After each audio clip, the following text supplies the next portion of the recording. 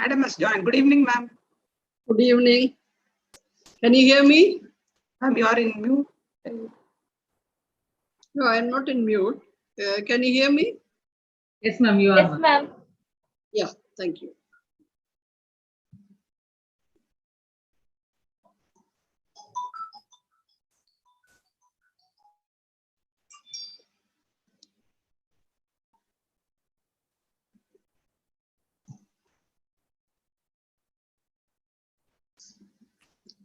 Dr. Geeta is the principal.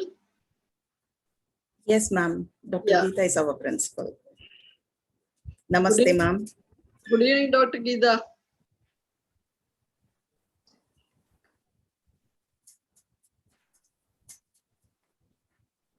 Principal, ma'am. Ma'am, our chief guest is yes. wishing you good evening. Yes, but okay, I think. With your permission, shall we start the program? Yes, ma. Yes, we can start. Namaste and happy evening to one and all present here. On behalf of Srimati Devkunvar Nanalal Bhatt Vaishnav College for Women, we, members of Internal Quality Assurance Cell, are privileged to welcome you all to this national level webinar on quality education, accreditation, and teacher development. We have our speaker, Dr. Mary Venus Joseph, with us. It's a great pleasure to welcome you, ma'am. Hearty thanks, ma'am, for having accepted our invitation and consented to be our resource person today. Thank you so much, ma'am. Thank you. Thank you. We feel great pleasure in welcoming our principal, Madam Dr. Geeta ji, who has been the live wire in all our programs. I feel glad in welcoming our Vice Principal for Aided Stream, Dr. Lekha, Vice Principal for Self-Finance Stream, Dr. Sita Lakshmi. I feel very happy to welcome Dr. Kantimati, who served as IQAC coordinator during 2019-2021. I extend a warm welcome to our Pan-India participants who have joined hands with us here in this webinar. Thank you all for your enthusiastic participation and kind support. Let us begin our program with the blessings of God Almighty. Please join us for the college prayer and lighting of Kuttu Vilakku.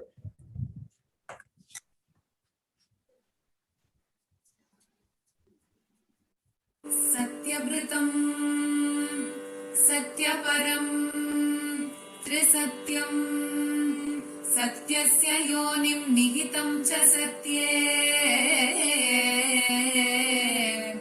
Satyasya satyam Krita satyanetram Satyatmakam Tvam sharanam Prapannaha Vani gunanukatane Shravanau katayam Hastau cha karmasu Manastava padayonaha Smrityam shirastava Nivasa jagat praname Krishni sada Darshane subhavattanuna Namo Bhagavate Tasmai Krishnaya Buddha Karmane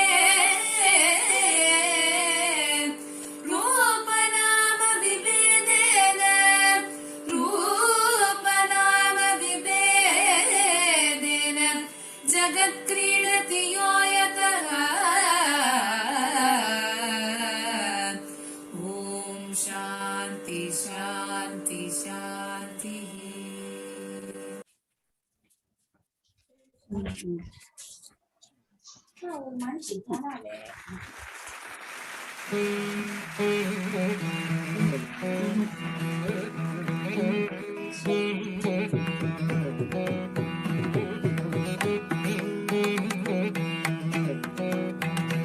Light is a symbol of goodness. Light is a symbol of prosperity. Light is a symbol of knowledge. Let all goodness, prosperity, and knowledge dwell and thrive in us. Emanate from us and spread across, and let them benefit everyone. May I now request our principal, ma'am, Dr. Geeta ji, to deliver the welcome address? So warm greetings to all distinguished members from Srimati Devkunvar Nanalal Bhatt Vaishnav College for Women. Our college is an aided autonomous college affiliated to University of Madras. with 5 decades of dedicated service to women's education. So this college with 6,500 students, 25% being first generation learners, and 265 faculty members offers 10 UG courses in the aided stream, 19 UG courses, 14 PG courses, and 5 MPhil programs in the self-support stream. PhD programs, both full-time and part-time, are offered in 10 disciplines. Currently, there are 22 research supervisors and 69 PhD scholars. More of them are to join us in this academic year. 22 PhDs have been awarded by the affiliating University of Madras.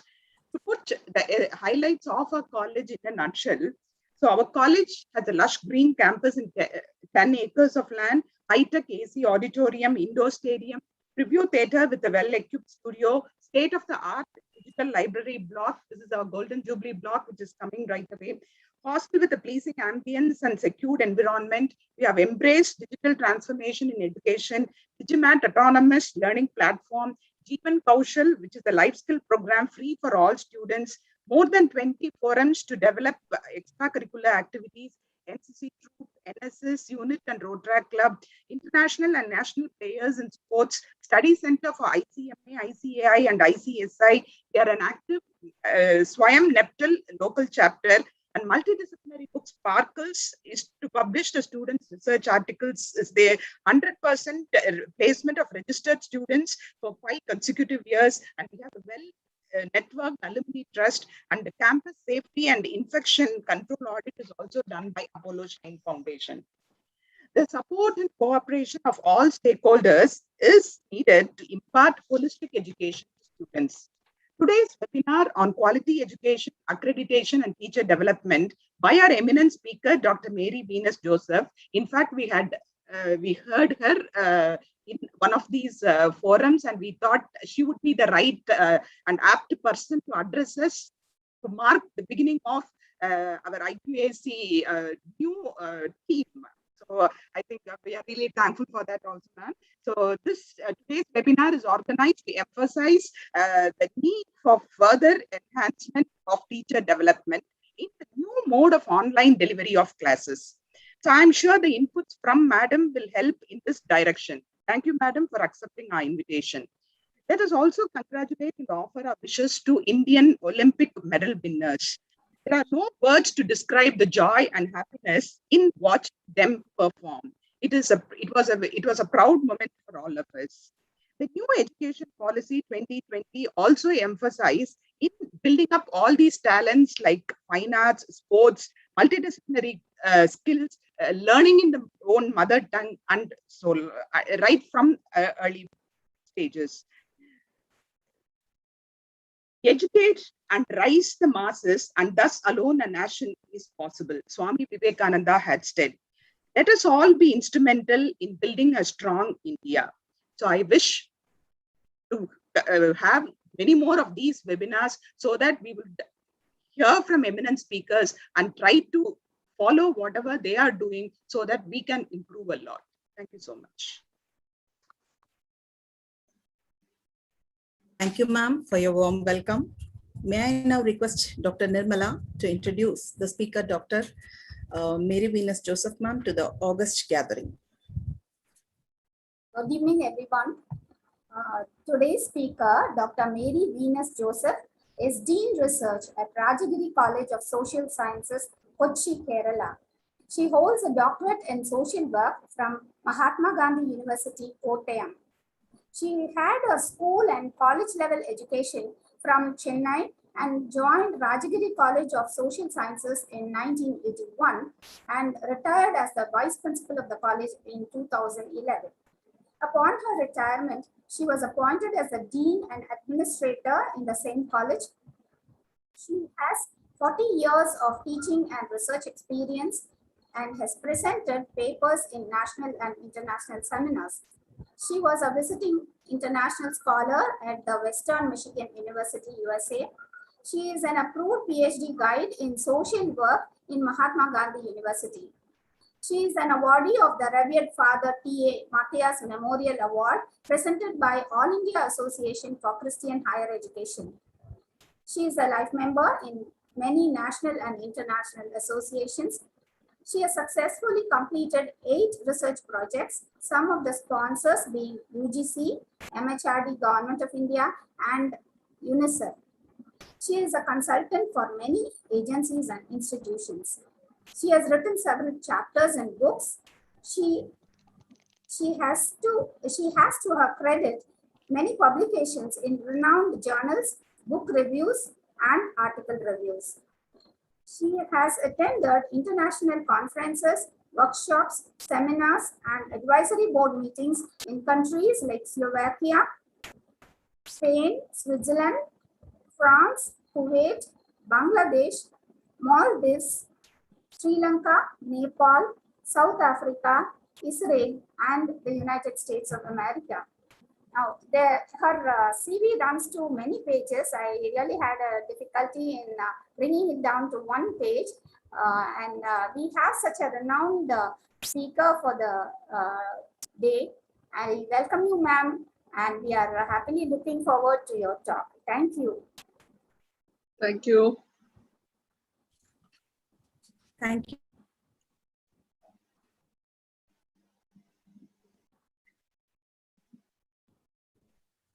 Thank you, Dr. Nirmala. You introduced our chief guest in a very impressive manner. Thank you so much. World-renowned Tamil poet Thiruvalluvar, in his legendary work Tirukkural, says that Tamin Buruvadu Ulagin Purakkandu Kamurvar Kattarindar. This couplet or Tirukkural translates that scholars always feel elated to learn new things. Realizing that their knowledge brings happiness in others' life too, scholars find learning as more and more pleasurable one. From the introduction given, it is evident that our honorable chief guest, Dr. Mary Venus Joseph G, has lived the couplet of Thiruvalluvar. We feel very happy, ma'am, to have you with us, and we are very eager to listen to you now. Over to Dr. Mary Venus Joseph, former Vice Principal and Research Dean, Rajagiri College for Social Sciences, Kochi, Kerala. Thank you. Now, thanks to each one of you, the organizing team, especially Dr. Beena, who mesmerized me with her sweet words and forced me to agree to this assignment. So I could not say no to her. But anyway, thanks. I'm also equally happy that I have accepted this invitation. And back to Chennai, where all my later years of schooling and my 6 years of college education was in Chennai. So I have a very soft corner to Chennai. I have a great affinity to Chennai, to be very frank. So I am glad that you all have given me this opportunity. Thank you so much, respected Principal, Dr. Geeta, Dr. Beena, I think it is Dr. Edil Nachir and Dr. Nirmala, who took your own share in introducing me. Thank you so much. Now, what I would be presenting now is not anything very new to the educators. When I was here listening to Dr. Geeta speaking, actually, whatever I'm going to present here has already been accomplished by an institution, the organizing team. But for the benefit of those who have registered, especially those of them who are the young teachers, I only desire that this be useful to them so that they get a direction for quality enhancement at the individual level as a teacher and also at the institution level in influencing the institution also to enhance the quality. So that is how I see it. I don't think I can make wonders here, but whatever we educators need to know, that's the only thing I'll be sharing with you. Now, when Dr. Beena approached me, I remember Dr. Beena saying that we have completed 1 year of new education policy. So it is in this connection that you all are organizing this seminar. That itself is a great revelation, because new education policy came in during the Corona period. not all of us could really celebrate the launch of this new education policy, though the draft policy came in earlier.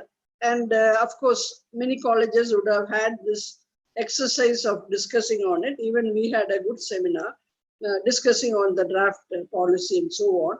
But I don't think all of us would have taken the equal effort. So I was happy when Dr. Beena approached me. So I was thinking maybe a small nutshell of what is in the education policy I can just deliver, just for us to get some information. And next is, UGC has already come with a quality mandate, giving the direction on what higher education institutions should be following. So I would also maybe present before the participants what has already been given by the UGC. And finally, the NAC is in place for giving the exact specific parameters of what are the determinants of quality in higher education, and to look into detail, because all the higher education institutions have to be assessed and accredited at least by 2020. So I was hoping that if I follow this particular framework, it would be useful to all the participants. So this is how I would be presenting. I'll be only talking very much in a capsule form about the national education policy. As all of us know, I'll just go directly into the slides. As all of us know,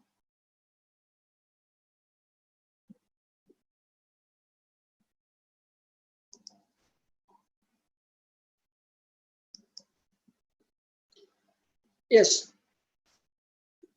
sorry, I have not prepared a very professional slide. It's just a black and white slides which I could easily prepare one.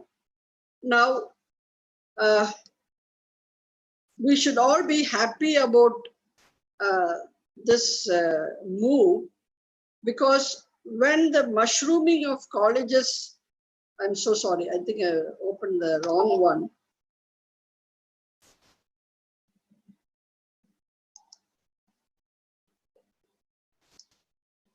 Yeah.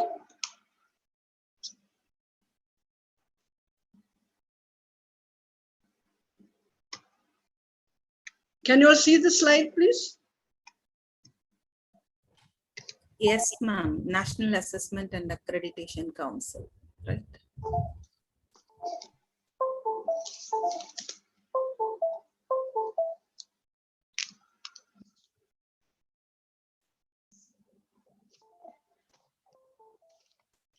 Just a minute, please give me.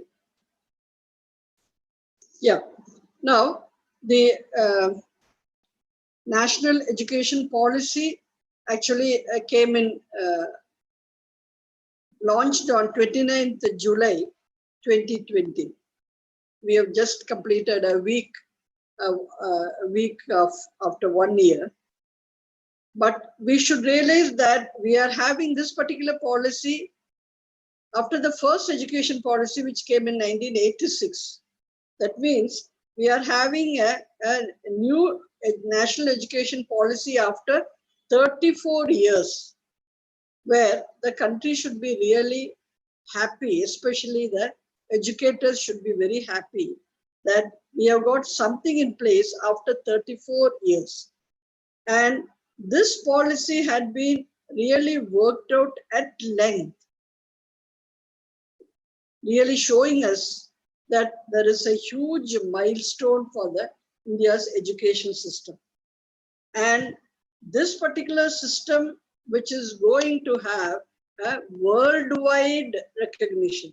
This is what we should really keep in mind, because now all our innovations, the technological advancement, the parameters, all that show that we are really heading towards our worldwide either equitable placement or being recognized as one of the quality countries to offer a higher education institution.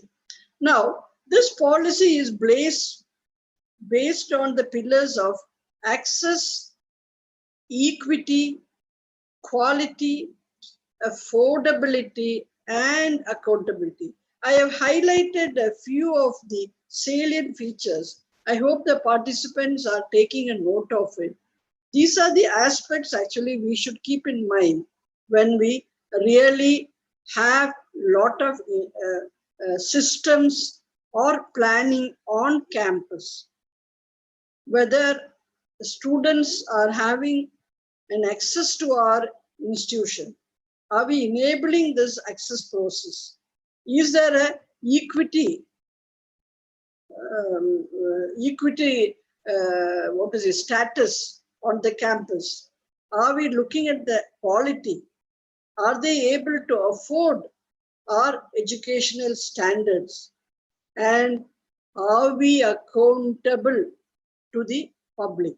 See, these are the few questions we should keep in mind when we are really planning things on campus.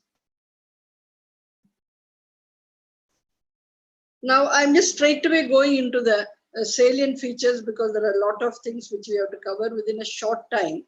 The first thing is the gross enrollment ratio. Now, this education policy has come with a higher Sorry to disturb you, ma'am. Is it possible to change a slide, ma'am? Slide is stuck. It's on the first slide, which is National Assessment and Accreditation Council.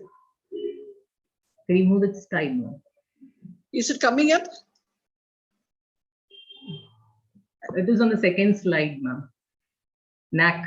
Need for the establishment of an independent national. Oh, we are still there. Yeah, yes, ma'am. Yes, ma'am. My God, let me close that slide then.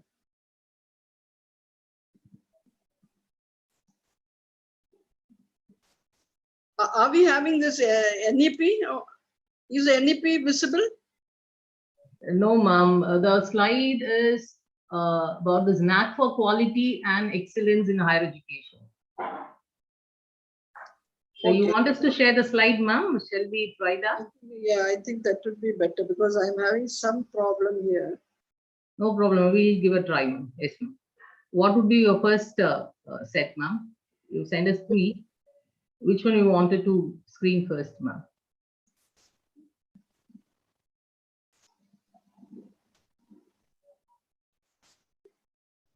Now, how is this? Is it visible? Yeah, it is NEP 2020. Yes, ma'am, it is visible. Okay. Sorry. Actually, make it full screen. This, but you all didn't have the slides, isn't it? Yes, ma'am. Yes, ma'am. Now, is it possible okay? to make it full screen, ma'am? Yeah, I'll make it full screen. Yes, ma'am. Okay? Yeah, perfect, ma'am. Thank you, ma'am. Yeah, sorry. Thank you for reminding me. Yeah. Now, so I'm going on only to the salient features. This is the gross enrollment ratio because we have to have, as I told you earlier, one of the 5 pillars is to have more of access to our higher education institutions. So by 2035, all efforts should be taken that our gross enrollment ratio is raised to 50 by 2035. That means nearly 3.5 crore seats to be added in a higher education. And next is, what is envisaged in our policy is, it is a broad-based, multidisciplinary, holistic undergraduate program with flexible curricula, creative combination of subjects, integration of vocational education, and multiple entry and exit points with appropriate certification. We have heard about all this only in overseas universities where they can carry over into the next year, or they can come after a break, they can go in for a job and they can choose what they want and so on. But little did we realize that this is going to be introduced in India, and future students are going to have much of the choice and independent, responsible decision making with a lot of options set before them. And I'm continuing with the salient features. Now, the policy is also now trying to replace the existing system, fragmented here and there, by bringing together all these higher education institutions into a multidisciplinary universities. And higher educational clusters and knowledge hubs and so on. We'll get more details of it in the years to come. It's only a policy document which is only in their planning and implementation stages. So we are not going to what it is right now, but this is what is envisioned in our policy. So in future, we may not really have a single stream of offering only this particular program. No, it may be something which can be multidisciplinary, where students can take options from here and from the other program and so on. So that I think that now that is happening in a few colleges also, where you can have 3 majors and so on. Okay, few colleges, at least those who are autonomous by themselves. Now, of course, this is something very attractive, academic bank of credits, that is facilitating the transfer of credits. That this digitally, their credits, whichever is completed in particular institution, that is centrally stored, so that if they want to transfer from one institution and so on, it's all digitally, it is documented, and finally their degree is being awarded. Now we are continuing. Public and private institutions, they are going to be governed by same set of norms, so that there need not be a sort of a differentiation and discrimination in the registration of accreditation or whatever academic standards and so on. Now, there is again a hope that all the colleges is going to be degree awarded colleges, and they are also going to be autonomy colleges and so on.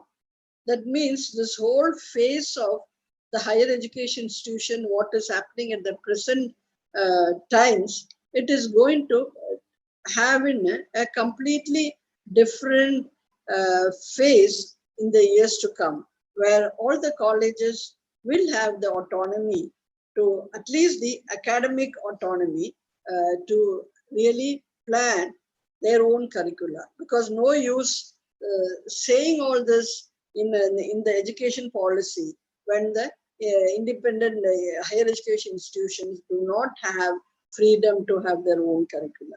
In this context, let me also let you all know that it was the Madras state who took this decision of autonomy, granting autonomy, many decades back. Whereas imagine Kerala state is such a forward looking state, socially so much developed, but we were not granted autonomy. The higher education institutions were not at all given autonomy. Rajagiri, though it is established so many decades back, we were granted autonomy only about 5-6 years back. So that is how, if this is not given all over the country, then definitely there will be again differences. Now, at another major advancement is the undergraduate program will be 3 or 4 year durations, with again entry and exit options. Many of our students who have completed the 3-year undergraduate program, they are having difficulty to get into the PG admissions in overseas university, because their program is only 3 years in India. So this is again a leap, an advancement, as I mentioned in the beginning itself, towards the global educational equalization. So here, this is what they have decided. It can be maybe giving a certificate after completing 1 year of the requirement. And then if it is a 2 year of study, they are going to be given a diploma. And if they completed 3-year program, it's going to be a bachelor's degree. And what I envision is, if it's a 4th year, it is an entry into the PG program. Now, again, this is how it is going to be envisioned. That means hereafter, the existing higher education institutions and the new institutions will fall into any of these three. Either they can be exclusive research, or they can be exclusively teaching, or they can be a combination of these two, but they can independently start giving degree. So degree granting autonomous colleges. Now, also regarding the governance, now in every higher education institutions, they have stipulated should be having a board of governors comprising of people who are highly qualified, competent, dedicated individuals with appropriate capabilities and commitment to the institution. Also, each of this board of governors, they will be empowered to fix the whatever it is, govern the institution free of political and external interferences, make their own appointments, including the head of the institution, and all the other decisions regarding the governance.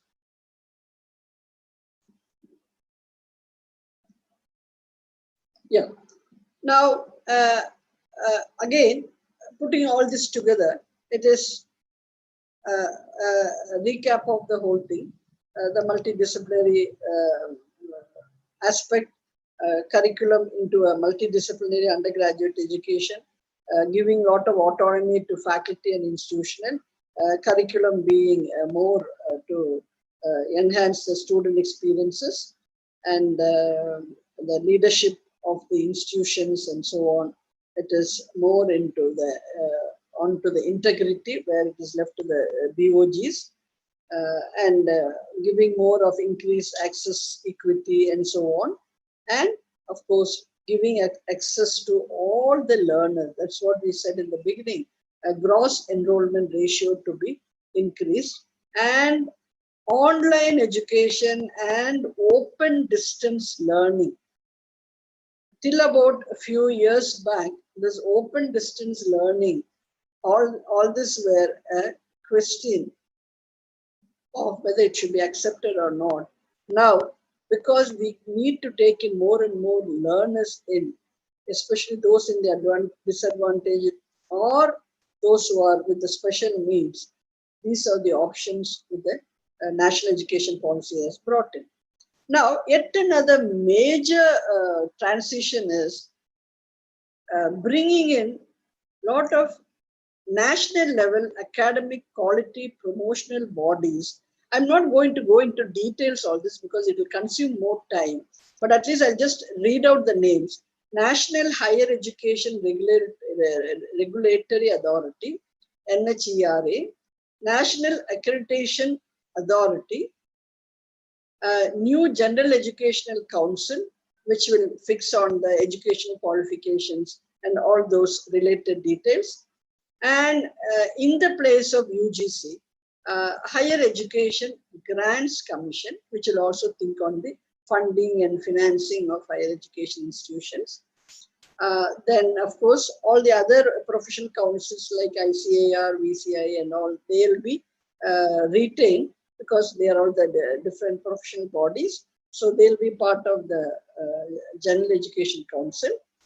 Then we have a National Educational Technology Forum, which will look into the technological aspects, and the National Research Foundation. So that will look into the funding, mentoring, and giving more and more thrust on the research in the institutions and among the different disciplines. And this is the multidisciplinary education. This is what they are going to think at the most to bring in a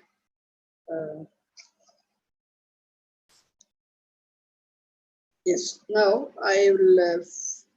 I'll just finish off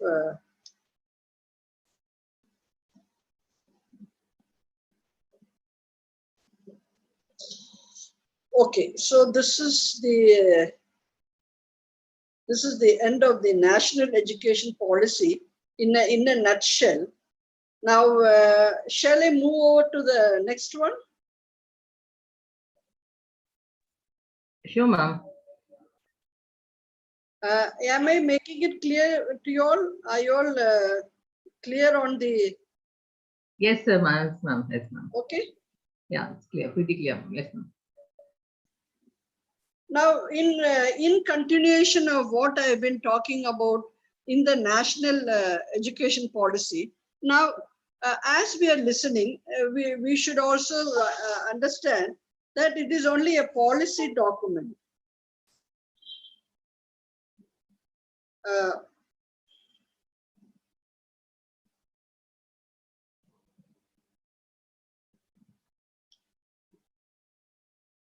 Just a minute, give me a minute. My mouse is giving a problem.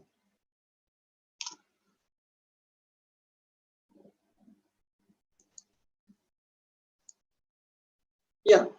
The policy is just for us to know what is happening at what has been actually envisioned at the higher education institution level. There may be difference of opinion, there may be clarifications, there may be something to which we disagree, and so on. So that is not to be discussed here, or I am not an authority to talk about it.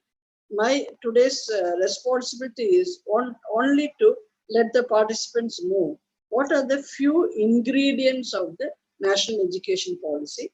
More details of it, I really appreciate if the participants can go through the national education policy, and it will be good. Okay. Now, can I proceed? So now I'll be talking about the UGC 2018. They have brought out a quality mandate. Can I proceed? Yes, ma'am. Yes, Yes, ma'am. ma'am. I think 3 participants have raised their hand. That's why I was. Okay. Now, University Grants Commission, they brought this out in 2018. The simple reason being just to bring in more and more employability opportunities for our students who are graduating, so that they get the appropriate knowledge, skills, and exposure to the industry or the outside potential job seeking places. So this mandate has been just to give, it is just a guidelines for the higher education institutions to have a look at it. Now, they have brought in 5 objectives and 10 areas. They call it as the 10 verticals. And what UGC expects all the higher education institutions to achieve these verticals by 2022. One is to improve the graduate outcomes for the students, so that at least 50% of them get access to employment, self-employment, or higher education. Now, gone are the days when we used to think that graduates should be only getting an employment, nothing beyond that. But now that the whole situation has changed, many of them who are even gainfully employed, they would like to be starting their own entrepreneurial establishments. And of course, many of them really want to go for higher education. So first objective of the mandate is to improve the graduate outcomes. Now, I was only thinking about this graduate outcomes, because years back, these outcomes were not discussed or even thought of. It is a matter of what is being covered in our syllabus, the end of it, it's an evaluation through examination, and then the whole process is accomplished and they get a certificate. But now we are really working out what are the learning outcomes at the end of the program, which the students should have accomplished. Okay. Now the second one is encourage students' linkage with the industry or society, so that at least 2/3 of the students get involved in socially productive activities during their period of study. Now, third quality mandate objective is that they should be educated, students should be educated as part of their program period in professional and personal skills like communication skills, leadership skills, social skills, and so on. And also values, professional ethics, universal human values, also the spirit of innovation and entrepreneurship and critical thinking. See, the responsibility of the teachers are much more these days than just covering our portions which is given in the curricula. The fourth objective is, of course, it is for the institutions to see that the vacancies at any point of time does not exceed 10% of the total sanction strength. And most important is all the teachers, that means all the teachers who are on roll should be trained in the latest and emerging trends in their respective subject which they are teaching, and the pedagogies, that means the methodologies, so that they are able to translate their knowledge to the students effectively. Now, the fifth objective is every higher education institutions shall get the NAC accreditation with a minimum score of 2.5 by 2022. Now, I'll quickly go on to the 10 quality mandate verticals. I'm not reading fully because I think I am going, I'm taking too much of time. So I'll just show you the slides alone. The first one is the induction program for students. This is a very meaningful, excellent thought by the UGC, that the students who enter the campus just after the schooling, especially for the undergraduate program, through the student induction program, they are inducted into that particular higher education institutions to know more about that institution, to know more about the vision and the values and the ambience and the outcomes and so on, and prepare them for their future 3 years or 2 years of study, or whichever level are they in. So this is called Diksharam. I'm sure all of you may be following this, but Rajagiri College was doing this, I think, more than 2 decades. It's a beautiful ceremony which we organize for the students for the whole campus.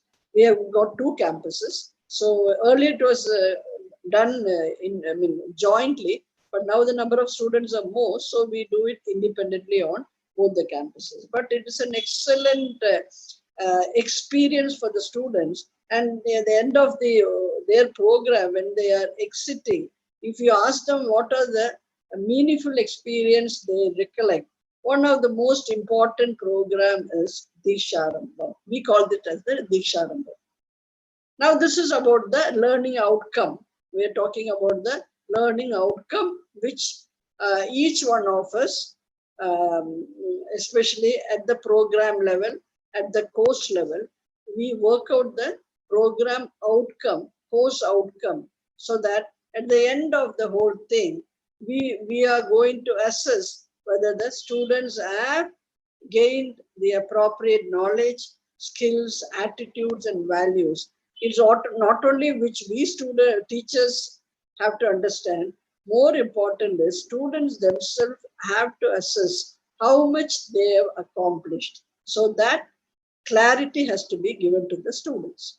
This is vertical 2. Now we are going to vertical 3.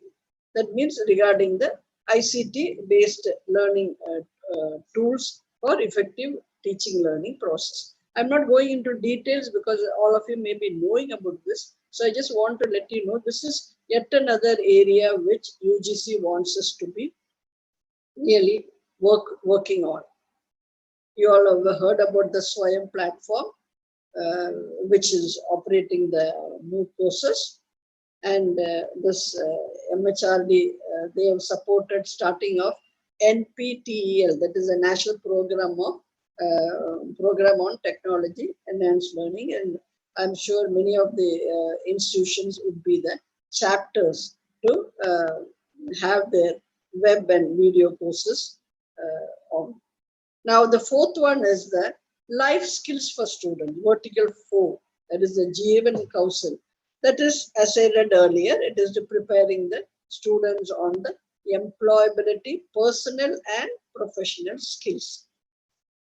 And these are the 4 skills UGC has identified: communication skills, professional skills comprising of career skills and team skills, leadership and management, including entrepreneurial skills, and not forgetting the values.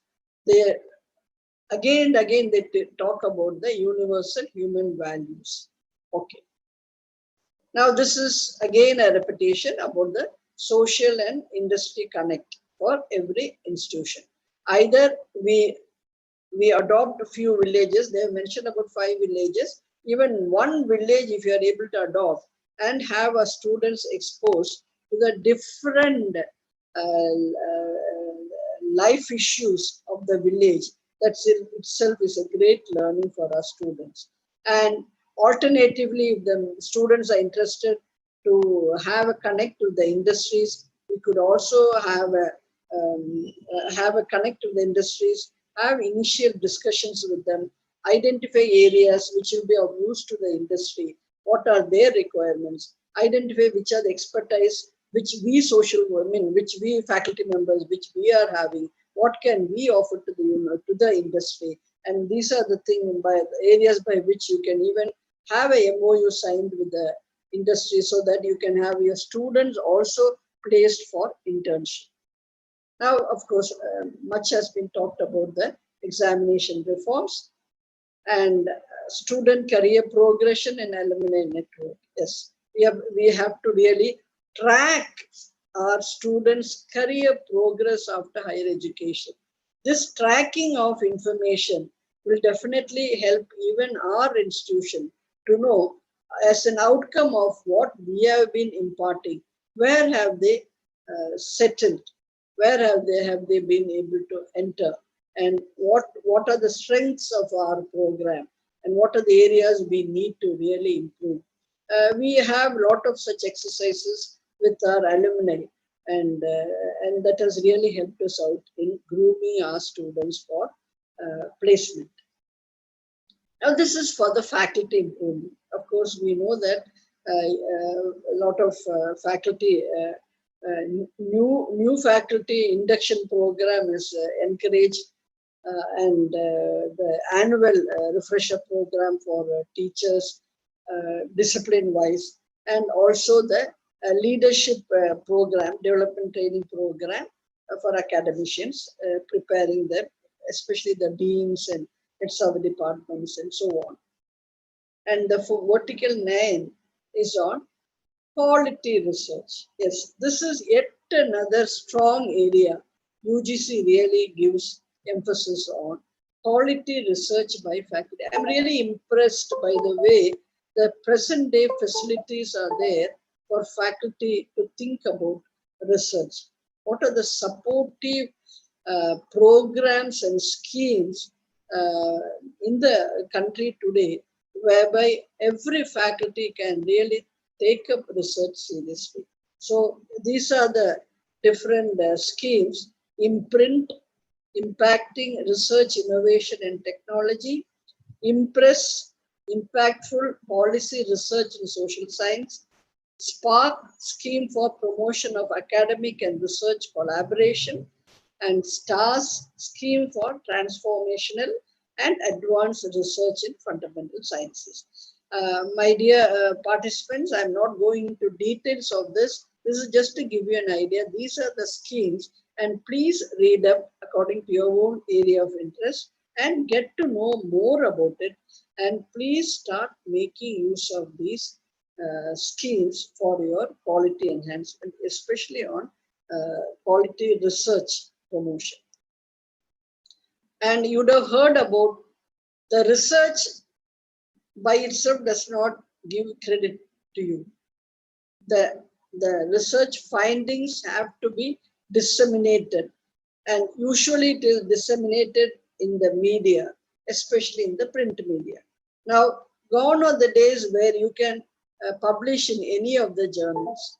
When I had completed my doctoral program long time back, we were just trying to get some journals and publish it, because we didn't know much about the quality journals and so on, talking about years back. But now there is a direction, which are the quality journals.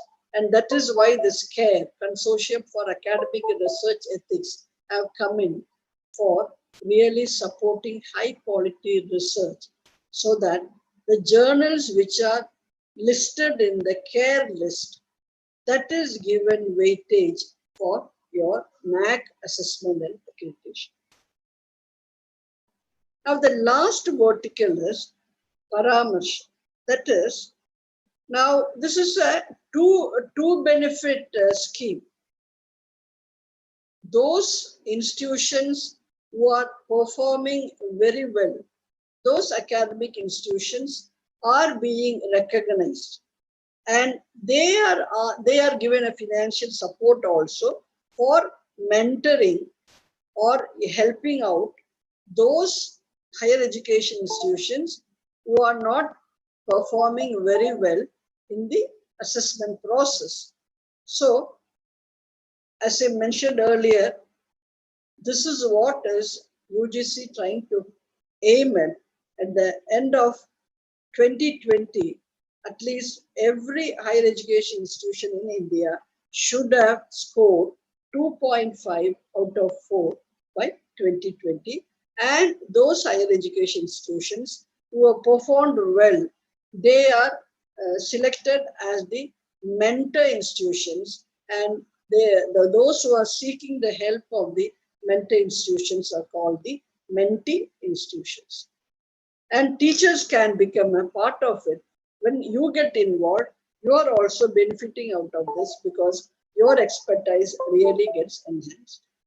So I'm winding up on the UGC presentation, the mandate presentation, where again, national education policy also talks about for transforming our higher education institutions as a quality institutions. And the same way, UGC is also talking about quality enhancement through task groups. Actually, UGC has given circulars to the colleges and vice chancellors to form task groups to actively get engaged in the implementation of the quality mandate, and of course the NEP 2020, which is only in the beginning stage. Now,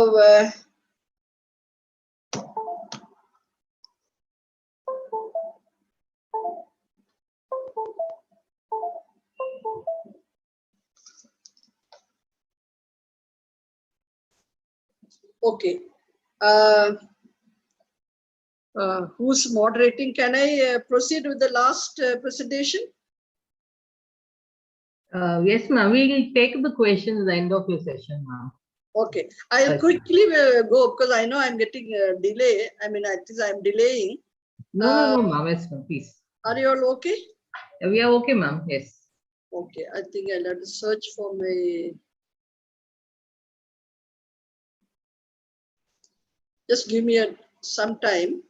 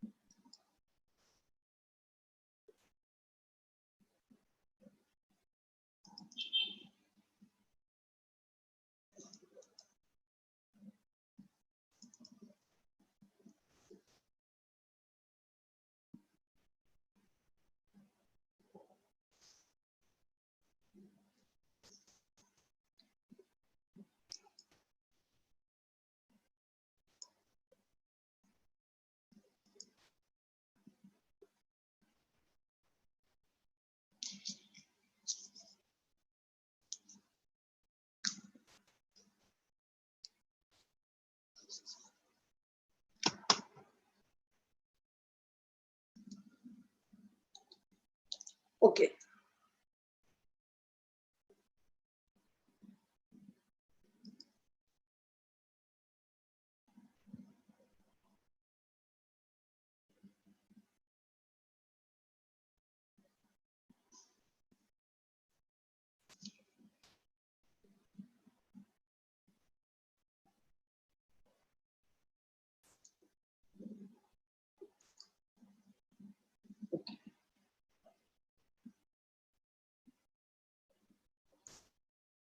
I'm very sorry for the delay which is coming in between. I'm extremely sorry.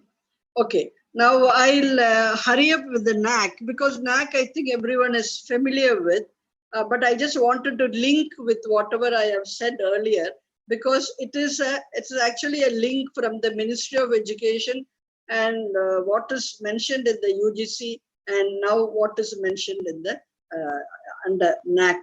So it's a NAC for, again, quality and excellence in higher education. Now, as you all know, that NAC again was started in 1994 to give a thrust on starting accreditation. That means every higher education institution should maintain at least a minimum quality in their educational transit. So you all know that it is NAC started in 1994. It is an autonomous institution of the University Grants Commission with the headquarters in Bangalore. Now, this is very important. This is the vision of NAC, to make quality the defining element of higher education in India through a combination of self and external quality evaluation, promotion, and sustenance initiatives. So it's not only evaluation, also promoting, and whatever we have started, it should be sustained. Now, all of us know that this is whatever quality assurance parameters which NAC has initiated. This is in part with whatever is happening across the world. So, excuse me, ma'am. Ma'am, we are not able to see your screen, ma'am. Are you sharing a PowerPoint? Are you sharing a PowerPoint, ma'am? oh, I see. I didn't know that it is not being shared. Just a minute. Yes, ma'am. Thank you.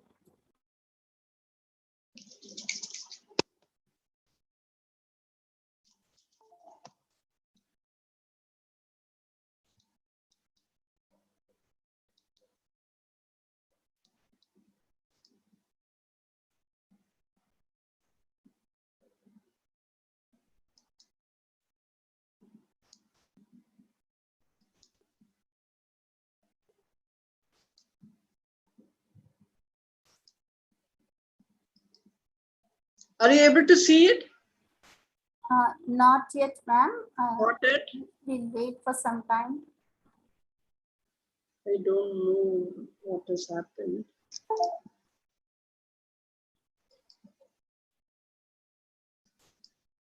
Please take your time, ma'am.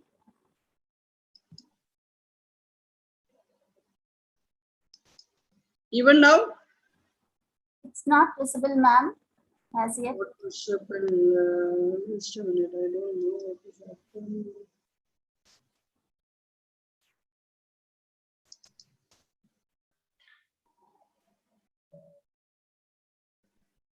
Shall we try it, ma'am? Yeah, if you can try from there.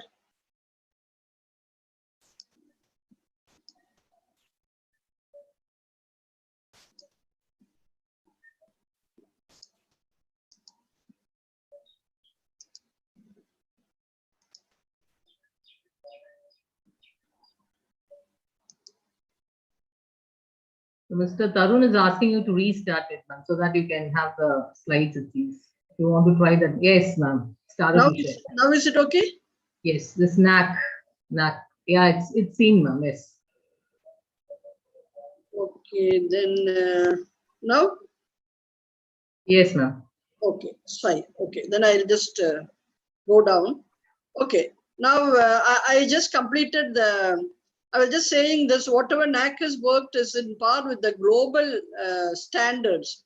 So we can be very proud that we are working towards a global standard with all what is working with the NAC expectations. Now, I want all the participants to concentrate on this 5 core values. 5 core values of NAC. This is what they are really keeping in mind when they are accrediting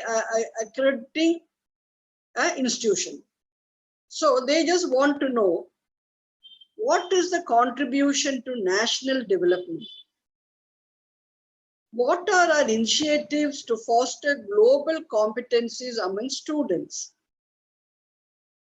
How are we inculcating a value system among students? How are we promoting the use of technology? Definitely now with the COVID pandemic, all of us are into technology. The last one is quest for excellence. Are we always in a strive for excellence? Okay, so these are the 5 core values. I hope the participants are making a note of it. These 5 core values: contributing to national development, fostering global competence among students, inculcating value system among students, promoting use of technology, quest for excellence. This is in short what we have been listening all this while.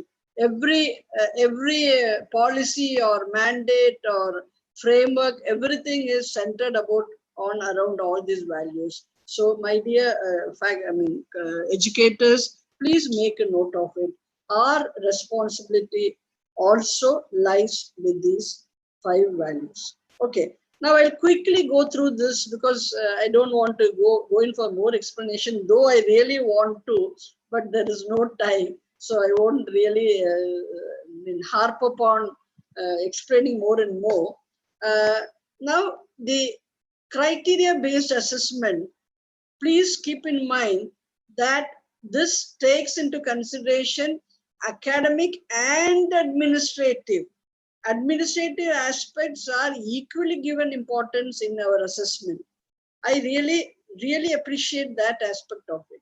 So now even our administrative wings on the campus, they are also happy that they are equal partners in delivering the whatever the teaching or learning.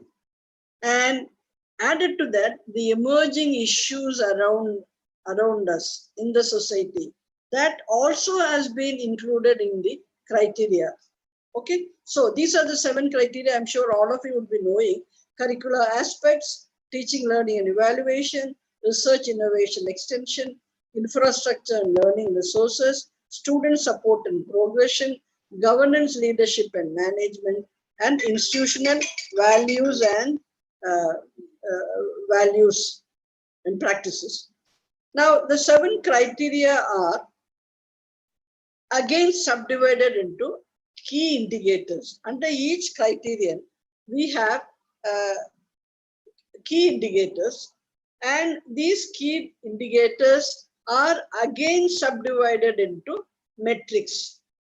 I'm not going to go into detail on this, but just to let you know that metrics again is subdivided into quantitative metrics and qualitative metrics. Quantitative metrics are just to know how appropriately we are able to really make a note of the developments quantitatively. And qualitatively is how the qualitative aspects are being followed on campus, and they would like to know the details of it. So this is how all our criteria are being planned.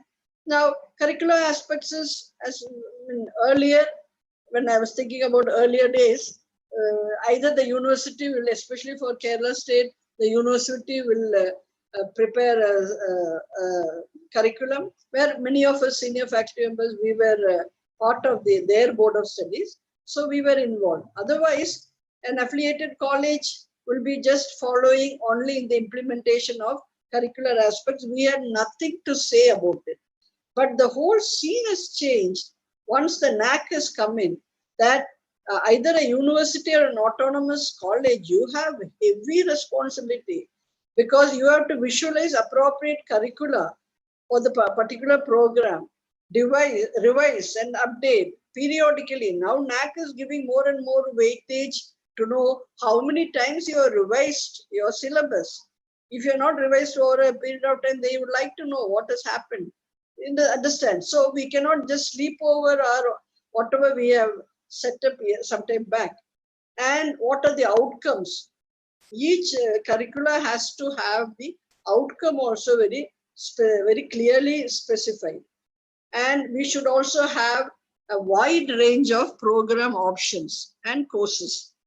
And these wide range of program and course options should be in tune with the local, national, and global emerging needs. See? So everywhere we are in the context of reflecting upon what is around us. And moreover, we have to have a feedback system involving the stakeholders also in the curriculum formation. So these are the key indicators. I'm not going into details. For many of you would be already being assessed by NAC, so you should be familiar. For those of you who are the beginners, please read through the NAC manual. It is clarity is given on each of it. I think I'll just yeah. Now in curriculum, you got to have many added courses along with the your whatever courses you're offering, in particular to the discipline of study.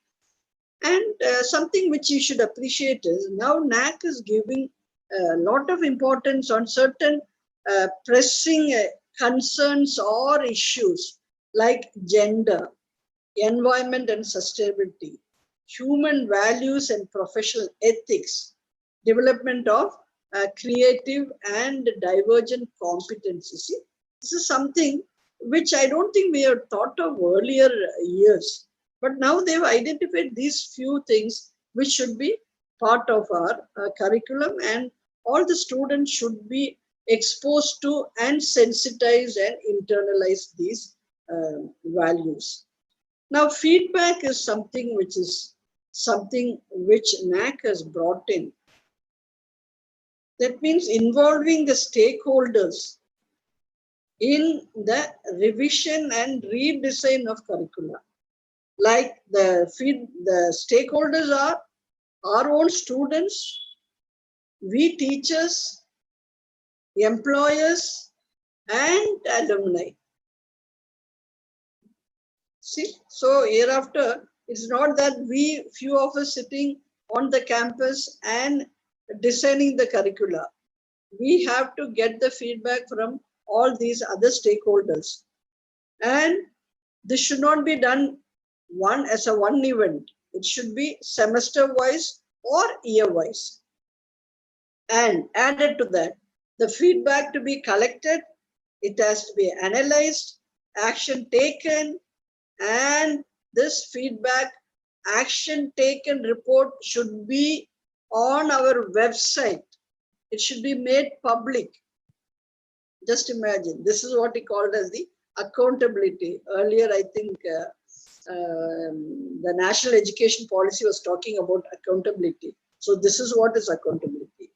And NAC wants this action taken report of the institution to be in the minutes of the governing council or your board of management or whatever it is. Okay. Now we go on to the second criterion, teaching learning. This is very, very important because they want, I am sure many of the participants are teachers who are listening to this.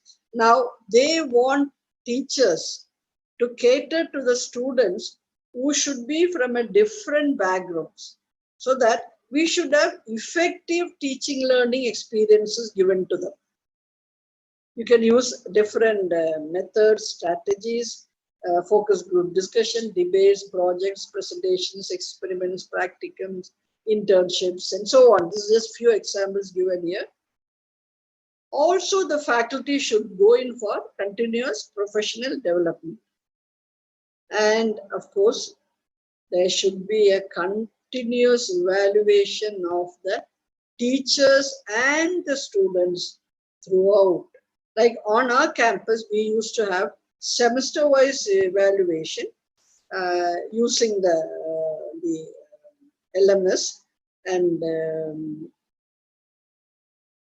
mid-semester, end semester.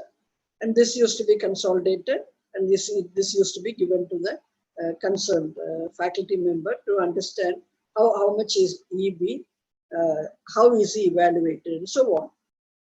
Now the teaching learning is again subdivided into these so many key indicators: student enrollment and profile, catering to student diversity, teaching learning process, teacher profile and quality, evaluation process and reforms, student performance and learning outcomes, and student satisfaction survey.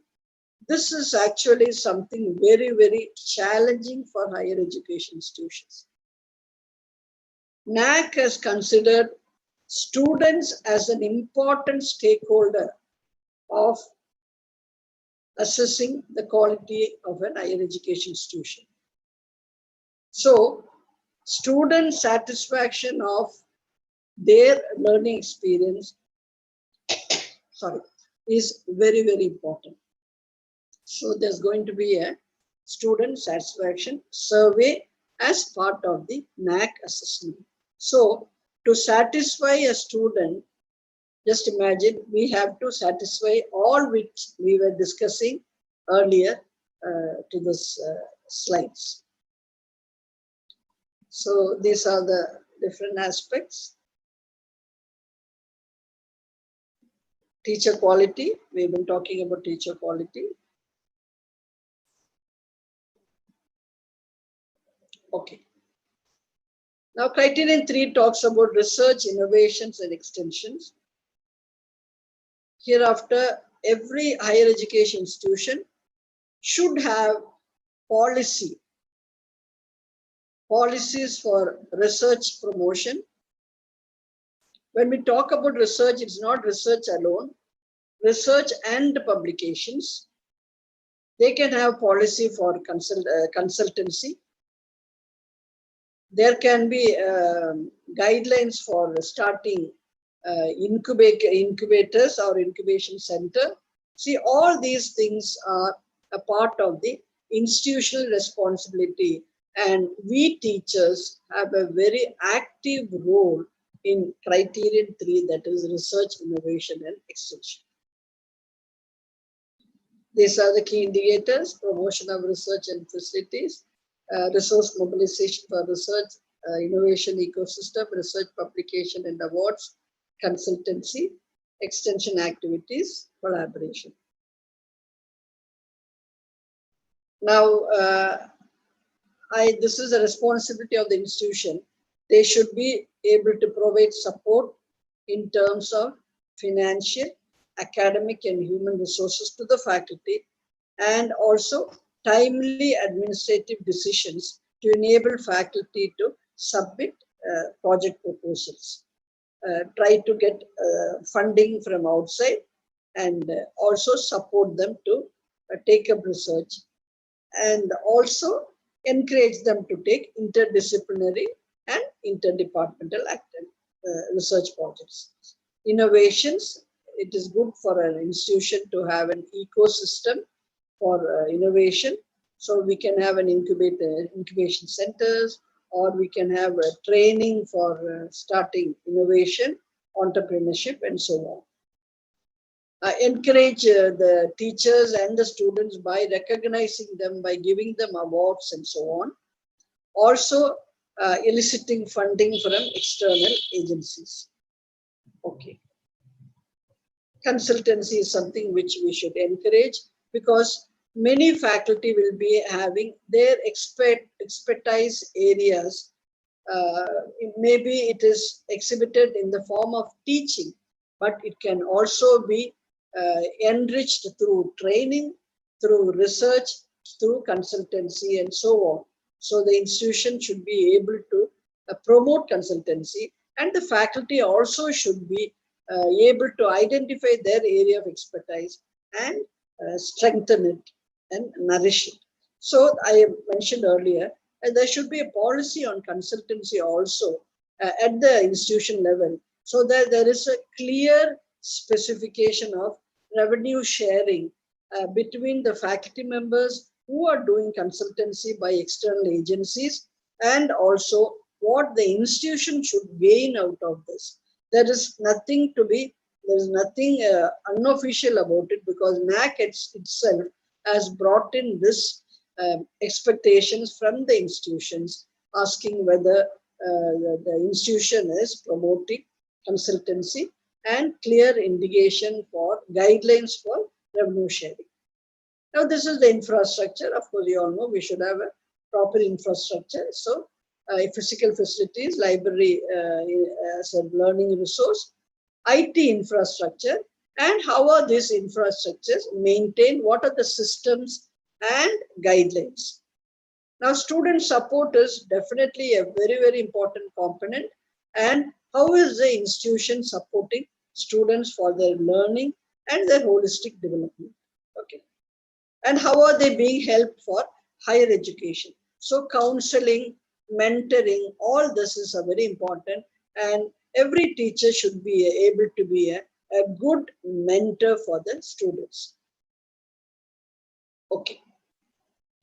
Now, criteria 6 is the governance, which we were discussing earlier also. The policies and practices by the college management is very important. So in the matter of planning, human resources, recruitment, training, performance appraisal, and so on. And these are the 5 key indicators which being assessed. And the most important thing is the internal quality assurance system.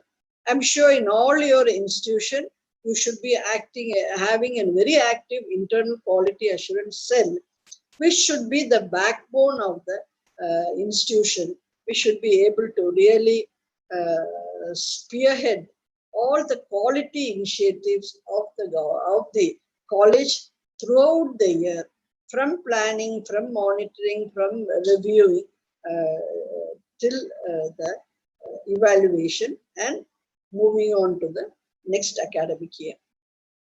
Now, this is the last criterion where they talk about institutional values and best practices.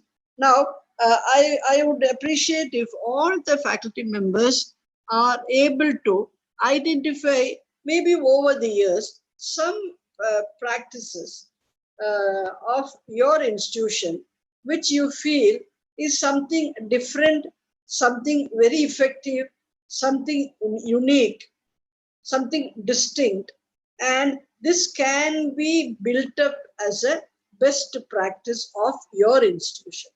So please start thinking about what can be the best practice of your institution. You should start identifying them and start building upon that, on that best practices, and able to showcase that as one of the best practices. There can be many best practices, but it should be something effective, unique, distinct to your own institution, and you should be able to prove that it is effective for your institution. It need not be effective for other institution, but it is for your institution. Because of this practice, you have been able to bring in a lot of changes. Now, these are the few indicators which is mentioned. Now, we are repeatedly talking about values. So, values has been mentioned here, especially the environmental issues. How far is your institution sensitive to the environment issues? So, they take a lot of focus on energy conservation, rainwater harvesting, waste management, solid, liquid, e-waste management, and so on, green practices and so on. And also differently able, what is the special provision we are giving to the differently able on the campus. As I mentioned to you, what are your distinct attributes of your institution. You should be able to identify that and really build upon that. And that should be internalized by you all, and the students also should be able to internalize and say, yes, we are part of this institution and this is our attribute. Okay, so that is how, yes. So here I come to the end of the third slide also. I think I've taken too much of time. I'm so sorry. No, ma'am, it was a very wonderful session, highly informative, highly educative. Thank you so much, ma'am. We are spellbound. I hope all were listening. Yeah, we are listening. We are actually spellbound the way in which you explained. You have your own style of explaining things, ma'am. Thank you so much. Now the session is open for interaction. Feedbacks or queries can be are most welcome, and questions can also be posted in the chat box. Our team members will take your questions to the notice of our chief guest. Good evening, ma'am.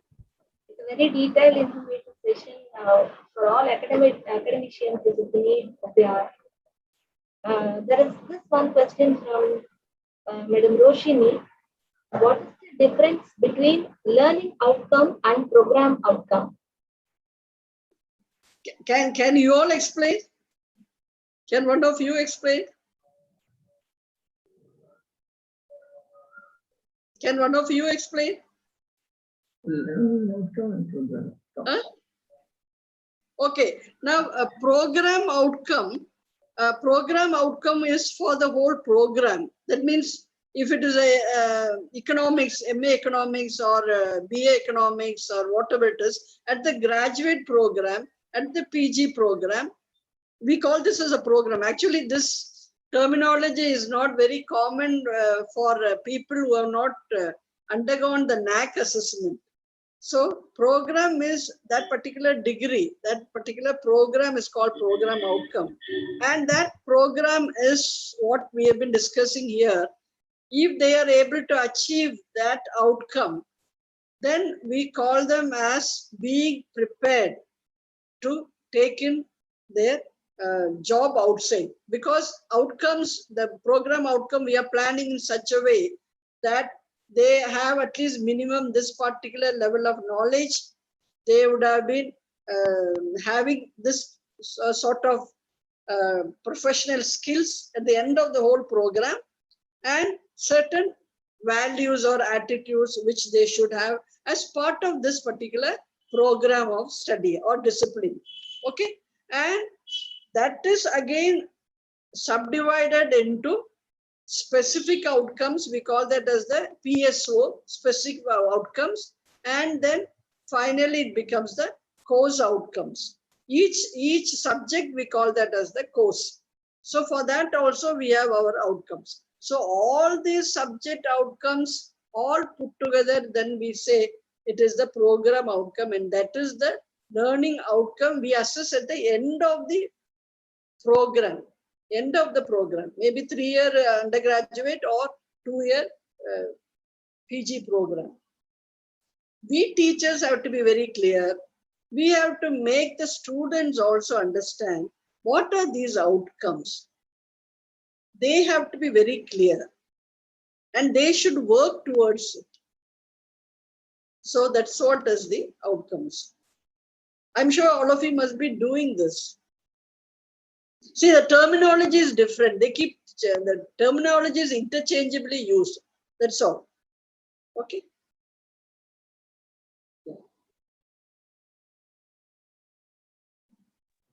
Thank you so much, ma'am.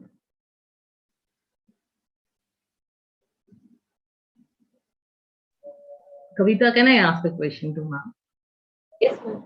Yeah. Before I ask the question, it's not a question, and I should thank you wholeheartedly. It's like, thank you for accepting our invitation, because knowing that it was a little time for you to do preparation also. Thank you so much for accepting our invitation, ma'am. Thank Ma'am, you. when I was talking to you, it's like I really observed that you be a person who is a go-getter, a person with 40 years of teaching experience. And what sort of advice would you give us? Actually, it's always been said that a teacher should be always a lifelong learner. So other than that, what important quality do you think that the teacher should really imbibe to call oneself a quality teacher? Oh, that's a very good question. Actually, that's a question. Maybe at the end of this session, everyone can start having that question and start answering. That's a beautiful question you have asked. Because finally, how can I say myself that I am towards it? Now, it's a journey, Dr. Beena. It's a journey. Nowhere can we say, okay, now I have accomplished. I have secured the quality. There are a lot of parameters for it. Okay, and also the feedback we get from the stakeholders. I was talking about criterion 3.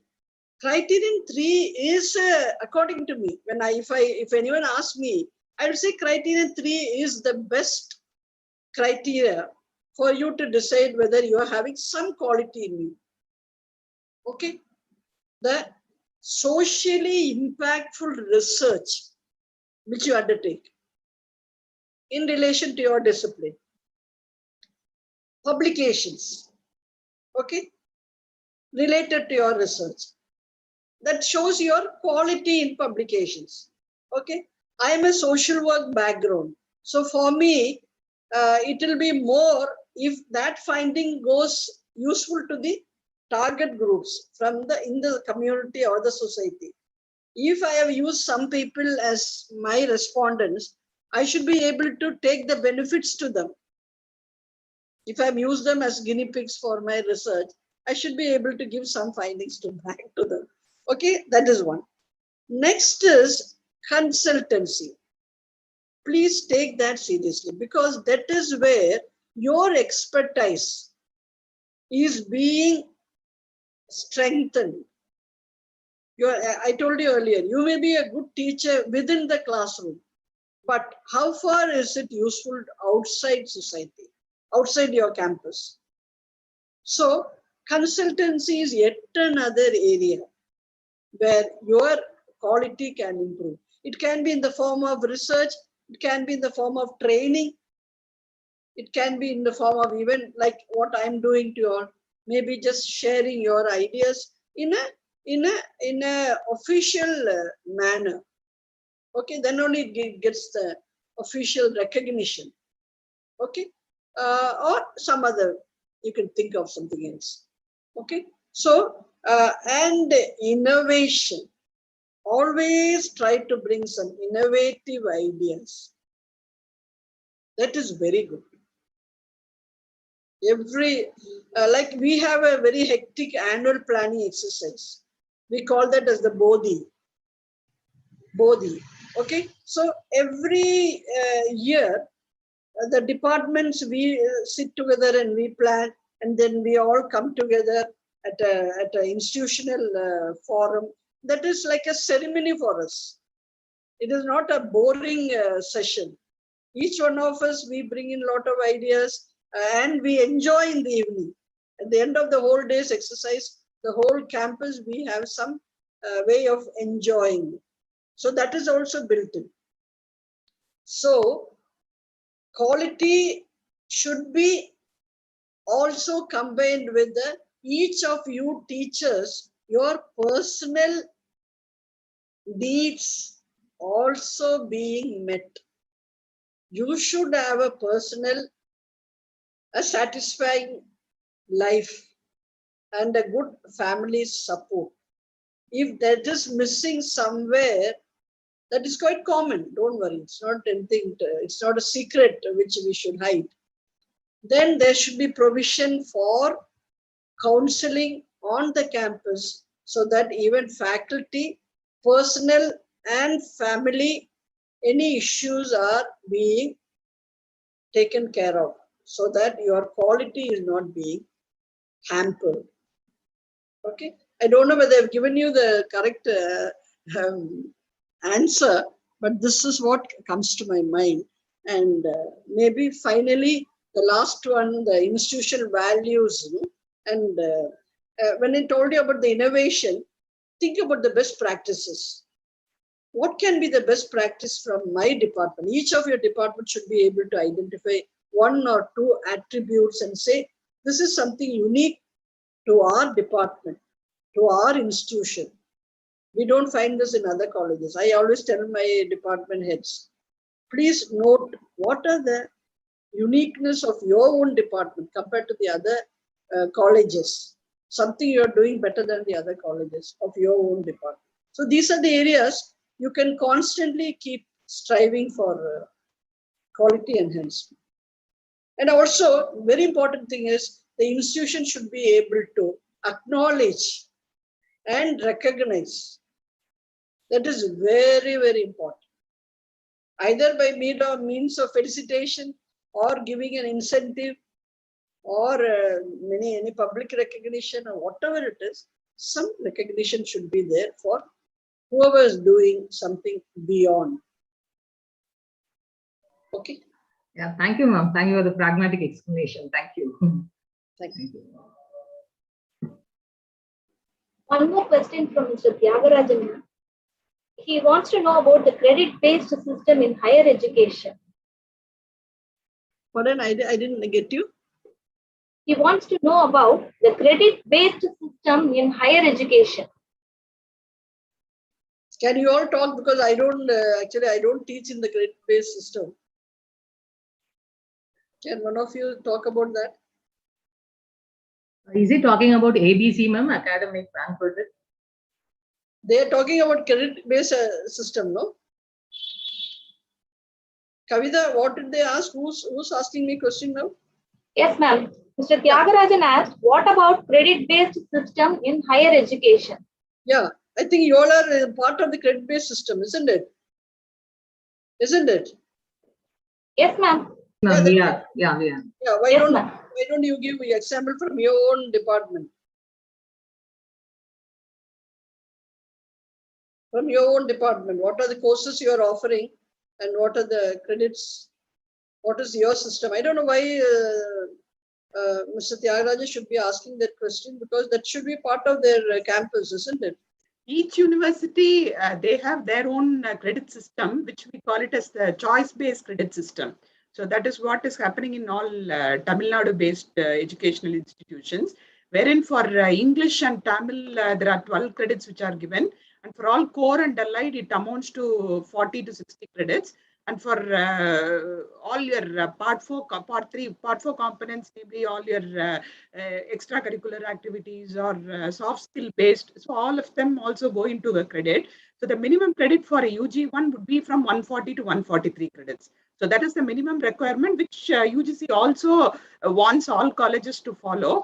The distribution, it might be different between part 1 part 3, but I think there is a uniform credit pattern amongst all colleges, electives, everything, and that is even specified in the UGC website when they talk about this LOCF framework for each and every subjects also.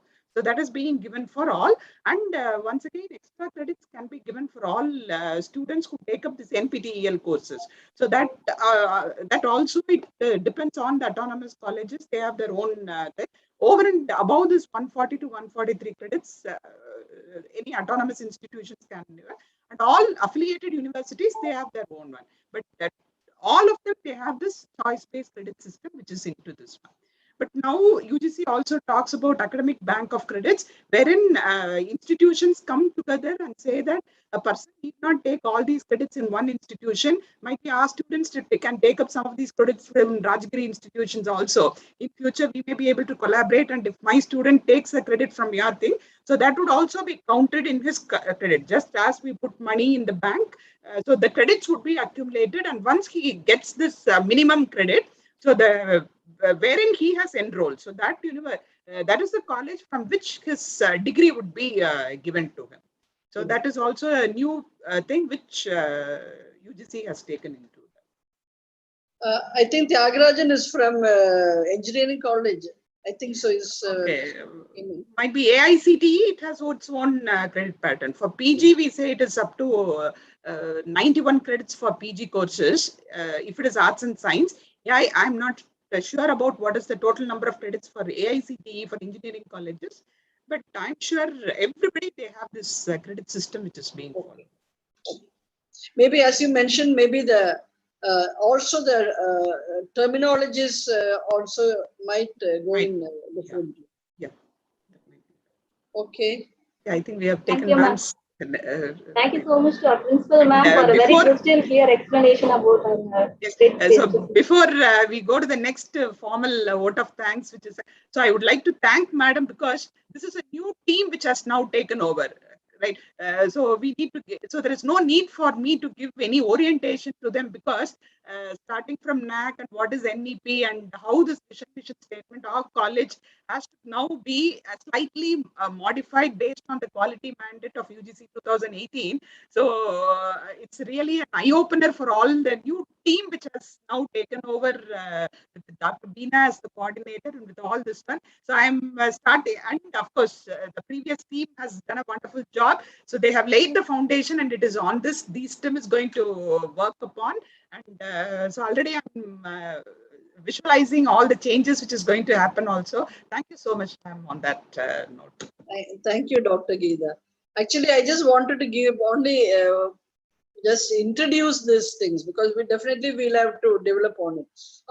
Whoever is listening to me, all the participants, I think all their colleges have to go into details on this NEP. In the planning, the planning framework, they should have all these orientations so that they get more and more ideas. So then they can go in. Because first of all educators, we have to know what is there in the policy, national policy. That is very important. Only when Dr. Beena approached me, though we had done this exercise 3 years back, that is when the draft policy came in, we had a series of programs on the campus. But still, that's the time I really went through the whole document. So when Dr. Beena approached me, I again went through in a superficial manner. So I felt my suggestion is all the education institutions, higher institutions, please go through this national education policy and first of all be aware of it. That is one. The ignorance should not be tolerated among us. So that should be there. Second is, what is the quality which UGC talks, and definitely NAC also talks in the same language. So let us take all those indicators and start planning on it. I don't know at what level of NAC assessment each of your institutions are, but please start planning at the earliest so that you are comfortably oriented. Like how Dr. Beena is asking me about the quality in each one of us, the quality has to be built over a period of time. So you should be really comfortably being prepared for the quality enhancement. And many of the things which I was talking today, which may be applicable at the institutional level, but each one of us, the teachers, we are really responsible. We have a responsibility towards contribution to the quality building of the institution. Thereby, our quality is also improved. Okay. Yeah. Now, in that case, Beena, I hope I have fulfilled your. Of course, ma'am. Yes, a lot. How can you say no to me now? No, not like that, ma'am. Even my principal, ma'am, was all appreciation for you. Right? Okay, so Dr. Kavita, can I wind up, or is there anyone else to ask me? No, ma'am. That's all, ma'am. So we have come to the end of the question and answer session. Yeah, what I would like the request to the participants is, I'm sure you would have noted down at least few things which have inspired you. at least few things. So please don't just leave it in that particular diary or notebook or paper. Start working from today onwards. How, in what way am I going to really build upon this? And you should bring in a real strategic plan within a short time and work on. It can be at your individual level, or it can be at the department level or institution level. Please start working on it. I am always happy when some outcome comes out of my deliberations. So thanks to all the participants. I hope you all are you have at least benefited a little bit from me. Best wishes to each one of you, and look forward maybe sometime later. Okay, meeting you all. We are getting message that the link is not opening. We'll resolve it, ma'am, because we We'll have sort it Telegram out. group. We'll send it across, ma'am. Nothing to worry. Okay. Yeah, we'll look into it, ma'am. Many Yes. people. Thank you, ma'am. Okay, so thank you all. Nice meeting all the students. Hearty thanks, ma'am. Hearty thanks. We have clarified all our queries in an elaborate fashion. Thank you, ma'am. It's time So for I'm a not formal. involved in the direct teaching. That's why I'm not able to really talk about the CBSS and so on. Okay. The session was so interesting and so interactive also. Thank you, ma'am. May I now request Dr. Vijay Vahini to give vote of thanks. A very good evening to everyone gathered here. Thankfulness is the beginning of gratitude. Gratitude is completion of thankfulness. Henry Frederick Amel. First and foremost, I'm indebted to God Almighty for showering His choicest blessing and being a source of divine light in all our endeavors. And it's my privilege to have been asked to propose vote of thanks on this occasion. So we are grateful and thankful to management, Honorable Madam Principal Dr. R. Geeta, Madam Vice Principal Dr. M.S. Lekha, Madam Vice Principal Self-Support Dr. S. Sita Lakshmi, for encouraging us to organize a national webinar on very interesting and indeed important topic, that is quality education, accreditation and teacher development. I, on behalf of entire Internal Quality Assurance Cell team of Srimati Devkunvar Nananal Bhatt Vaishnav College for Women, I'm grateful to owe my deepest gratitude to our guest, Dr. Mary Venus Joseph, former Vice Principal and Dean Research Rajgiri College for Social Science, Kochi, Kerala. Thank you, ma'am, for taking out time to grace this event. Once again, thank you for your excellent presentation and making this webinar very meaningful and interesting one for all the teachers out there.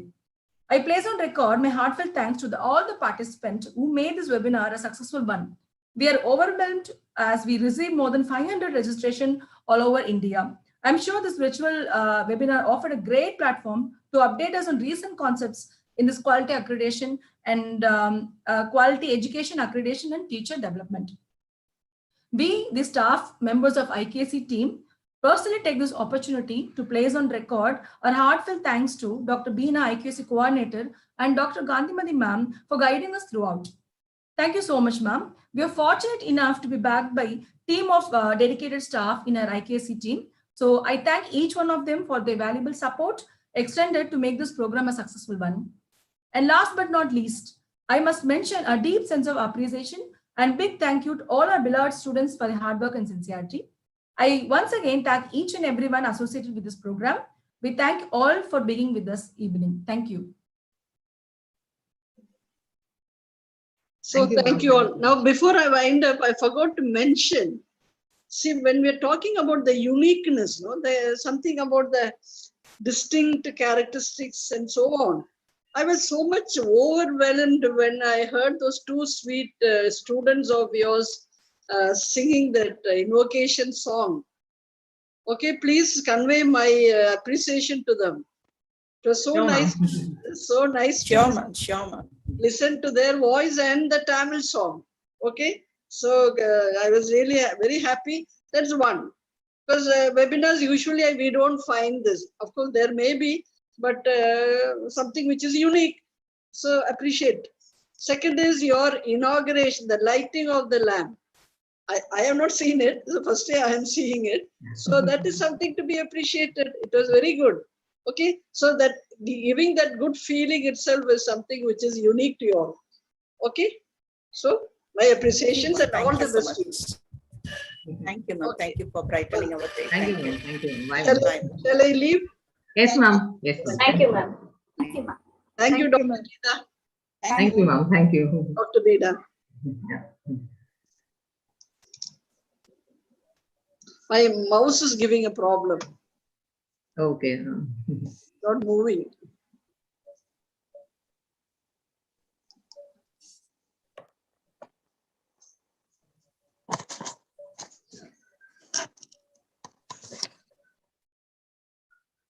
Yeah.